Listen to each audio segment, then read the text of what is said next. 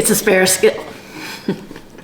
It's asparagus season, and I have a fresh bunch that we're gonna steam today. Now, if you have a steam basket, great, use it, put it on top of your pot with boiling water and steam your asparagus.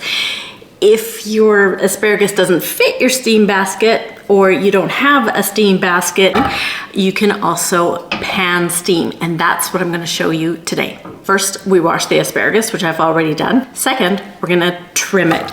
Now, you know that tip where you just sort of bend and snap. You can do that, or you can sort of line them up in the bottom and do a 1-inch cut and have a look at the bottom.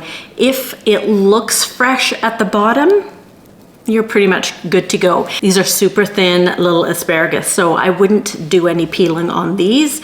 But if you had bigger stalks, you could also peel some of the bottom stems to get you to that point. So these are now ready to go. We're gonna take our asparagus and we're gonna pan steam it. So we're gonna put a nice big pan that's gonna hold our asparagus, put it on medium-high heat, and place in your asparagus. Just a nice, even layer. It can be a couple of spears thick, beautiful. We're gonna add just a bit of water, not a lot. We're just adding enough to basically coat the bottom. And we might as well add a little bit of salt and get the seasoning party started. These guys are super thin. It's gonna be pretty quick to cook these asparagus. So we wanna build that steam. So we're gonna get a lid. We're gonna put that lid on and let it steam away. Because they're pretty thin, it's gonna take about 2 to 3 minutes. For thicker stems, obviously it's gonna take longer. There's a chart on gettystewart.com that'll help you with that. Or use a fork or knife to check doneness. And we'll get to that part. Let's just let it cook. You can see the steam sneaking out. I know it's steaming in there. Open that lid away from you. Turn that heat down and let's test it. Just see, does the knife inserted go through? Yep, beautiful.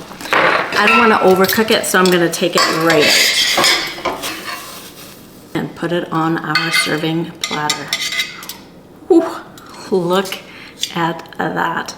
Gorgeous, green, beautiful, tender. Let's see. Yep, is like butter. Not quite like butter. I mean, there's a little bit of resistance, which is what we want.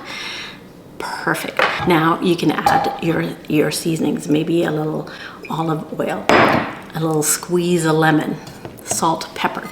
I'm saving mine because I'm gonna make a delicious hollandaise sauce to go on this. I've got a super simple immersion blender hollandaise sauce recipe coming up.